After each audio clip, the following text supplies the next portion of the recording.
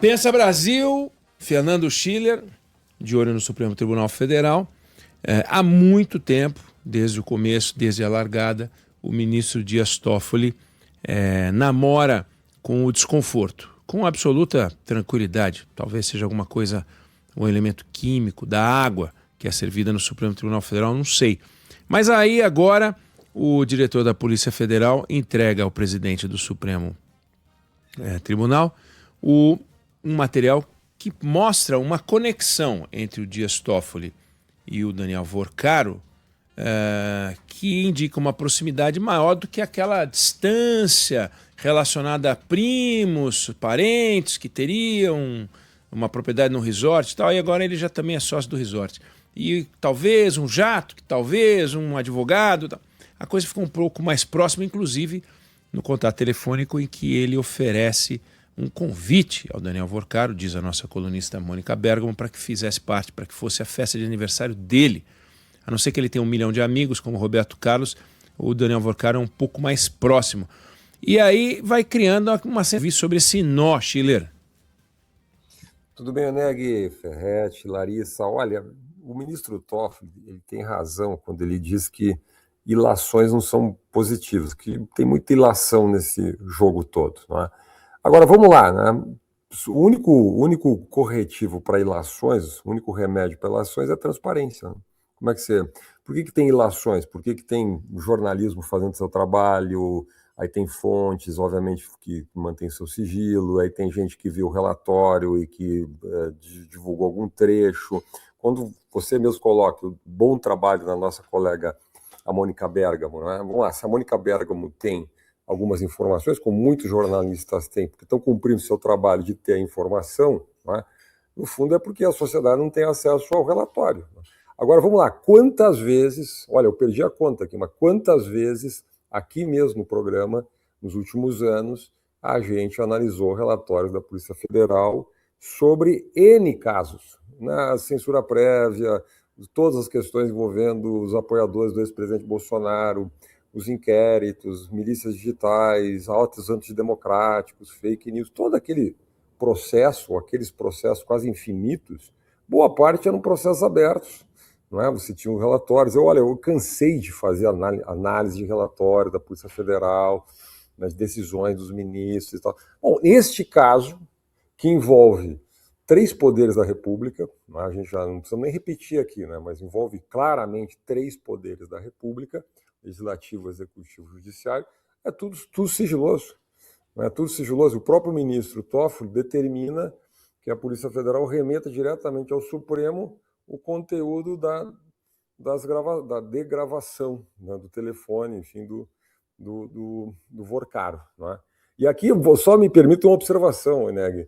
O feitiço virou contra o feiticeiro, né? Porque quantas vezes nós também tivemos no Brasil a tal da Fishing Expedition, a expedição de pescaria.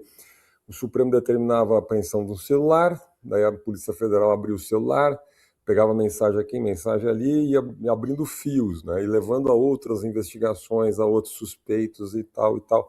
Agora, de novo, teve uma investigação, abriu o celular, aparecem lá as mensagens com o ministro Dias Toffoli, né?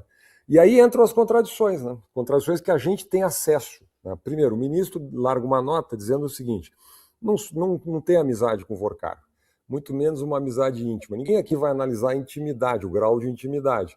Mas tem convite para aniversário? Não é? Tem conversa pelo celular? Bom, então algum nível de amizade tem. Né? Outra questão, o ministro diz, não sei quem eram os sócios, ou controladores, ou gestores do tal fundo, esse que comprou parcelas do resort, da empresa familiar, da qual eu recebi recursos. Não é? E ele diz, eu recebi recursos. Bom, mas se tem conversas, troca de mensagens que se referem a esses negócios, né, a pagamentos, mesmo que sejam legais, então o ministro tinha ou não conhecimento de quem era controlador, ou sócio, ou gestor desses fundos? E se tinha conhecimento, como assume um caso? Como é que você assume a investigação, você assume a relatoria de um processo, quando claramente seus familiares têm negócios comuns, onde clara e sabidamente você voa no jatinho com o advogado ligado à empresa que está sendo investigada. Bom, então, agora, e aí surgem outras questões, né, que são questões relevantes para o país. por que o ministro assume um caso desse? Por que ele não diz, bom, eu estou impedido, até para proteção própria, né? Ele poderia dizer assim, pô, tenho mais o que fazer, né? Vou eu assumir a relatoria, conduzir a investigação deste caso, onde os meus irmãos têm o resort, têm investimentos, onde eu aceitei a carona, enfim, onde tem conexões aí, acreditar, acho muito ingênua essa hipótese de que o ministro imaginava ou queria controlar uma investigação. Numa democracia, você controlar uma investigação, olha, é por ilusão, né? Talvez nos últimos anos, boa parte da mídia deixou passar os temas, né, dos inquéritos, da censura prévia, da democracia, dos temas democráticos, né? Talvez criou a ilusão de que o Supremo podia tudo, né? Que bastava uma nota. Então você tem as denúncias do Tagliaferro, né? Denúncias sérias, tem comprovações, o ministro lança uma nota, diz que não tem problema nenhum, o denunciante vira réu e todo mundo fica tranquilo. Talvez, é uma hipótese aqui, o ministro imaginava que poderia conduzir desta maneira, né? Emitiu uma nota dizendo que não tem nada que ver, que não sabia quem eram os donos do fundo, que não é amigo do Forcaro, e fica tudo por isso mesmo. Acho que dessa vez não é assim. Acho que existe uma cobrança muito forte da sociedade, e eu quero aqui, eu vou provocar, tá? Eu vou falar muitas vezes disso aqui. Quero ver como o Congresso Nacional vai reagir. Até quando o senador Davi Alcolumbre vai segurar uma CPMI no Congresso Nacional para investigar esse caso. Vamos lembrar que já tem as assinaturas, e eu me lembro quando foi feita a CPI do caso da pandemia, o ministro Barroso disse, olha, é um direito da minoria, e determinou que fosse aberta a CPI. Agora tem as assinaturas, não é mais um direito da minoria abrir a CPMI, eu vou perguntar várias vezes isso aqui. Agora, Schiller, o presidente do Senado, Davi Alcolumbre, indicou o presidente do Fundo de Pensão do Amapá que aplicou dinheiro no Master, dinheiro que sumiu, evaporou, 400 milhões de reais jogados no lixo. Então, da mesma forma em que o ministro Dias Toffoli tem algum grau de relação com o Daniel Forcaro, Davi Alcolumbre tem algum grau de relação com essa história pela responsabilidade de ter indicado. Também não, nenhum caso e nem o outro se pode falar em algo que resvala em crime, mas resvala numa relação. A sua pergunta, até quando Davi Alcolumbre vai segurar, eu lhe devolvo com essa pergunta. Será que esse desconforto que o envolve neste caso também não é um motivo possível para que segure?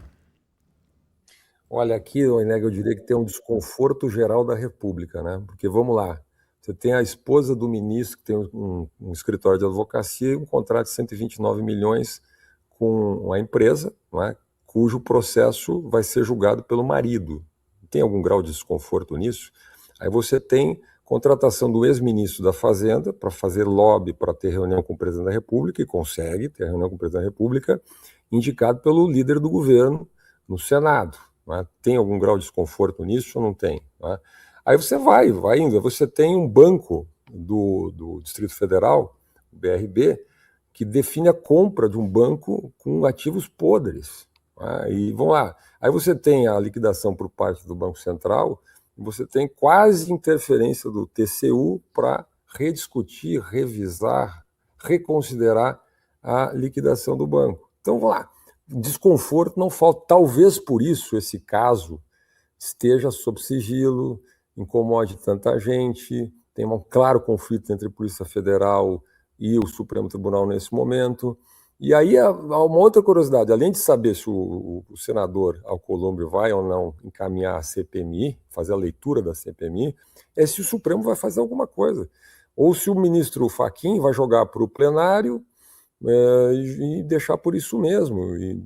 Então, há um incômodo. O meu ponto apenas é que o mal-estar vai crescendo no Brasil. O mal-estar vai crescendo no Brasil. E não acho que a sociedade brasileira, a mídia brasileira, mesmo as nossas instituições tão, digamos, incômodas em tudo isso, vão fazer com este caso o que fizeram com os temas de agressões a direitos individuais e à democracia recentemente, né? Mas, por enquanto, está um pouquinho de wishful thinking aqui, a gente vai acompanhar. É isso aí, Fernando Schiller, Pensando o Brasil. A gente volta a conversar na semana que vem.